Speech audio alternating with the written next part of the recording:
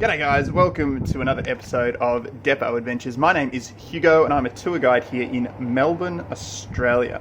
Now for today's episode, I'll be honest, I was struggling to come up with ideas for you. We're in lockdown at the moment here in Melbourne when I'm recording this video, which means I can't really go out and record me at locations all over Melbourne like I probably otherwise would be doing. What I can do though is go for a walk near my house, and that's pretty fortunate for me at least because I live near the banks of the Yarra River, the main water source of Melbourne. And on the banks where I live near Richmond have some beautiful native flowers, and one in particular has caught my eye recently because this flower blooms in springtime, the time that I'm recording this video, and it just so happens to be our national flower. Now, if you're not sure what it is yet, I'm going to show you right now. It's Wattle, a very distinctive flower in Australia, and so distinctive in fact that it is our national flower. Now, I'm no botanist, okay? I'm going to make this very clear from the start, but in learning about wattle, I fell in love with this plant for all the reasons that I'll go into in this video. But let's have a closer look at wattle, shall we? So here is one of our native species of wattle. Interesting to know, it's from the acacia family, which are found in several other areas of the world, and some areas, in fact, acacia is considered a weed. It competes with other plants, but in Australia, it's our national flower. We love it. So it has these very distinctive yellow buds. Now what you can see there is that puffiness is actually the stamen of the plant. There are petals, but they're kind of hidden, obscured by this pollen stamen element. The most famous wattle would be this one right here. This is golden wattle, and it's this species in particular that is our national flower. There are two other species here. As you can see, they're quite vibrant and usually yellow, although this one here has more of a whitish tinge to it. Now, the reason for this being our national flower is quite interesting. You see, this wattle grows all over the country, so already a good start.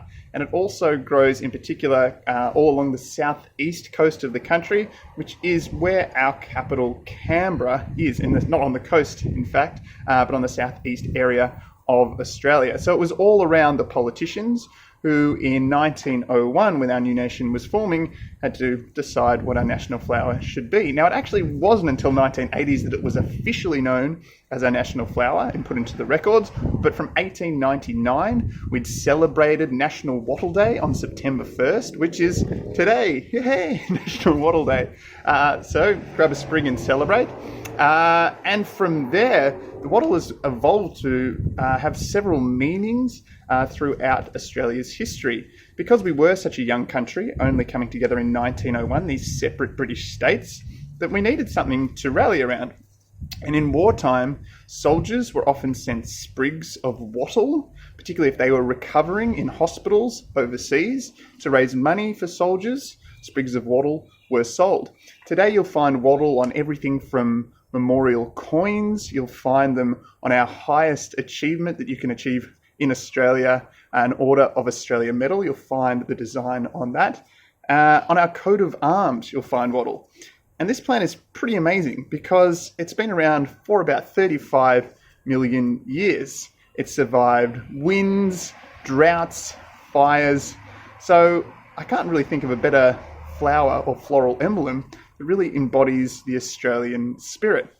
And what's even more apt is that Indigenous people have been using wattle for tens of thousands of years, from everything from tools and weapons.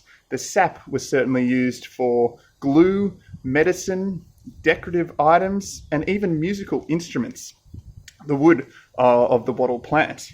Now, I hope you'll fall in love with wattle as I have recording this video. Wattle information is up to you. There you go, that's a pun for you.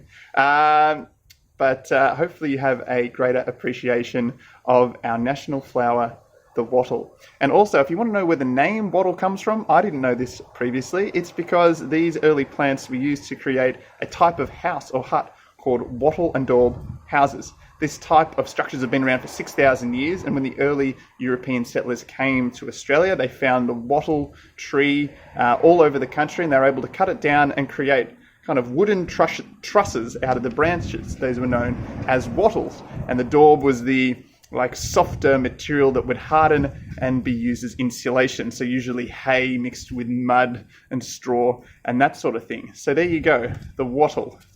Next time you're in Australia, especially around springtime, have a look out for our national flower. I hope you've enjoyed this episode of Depot Adventures. If you'd like to see more of our content and if you'd like to support us, make sure you hit the subscribe button, and I'll see you next time here at Depot. See you later.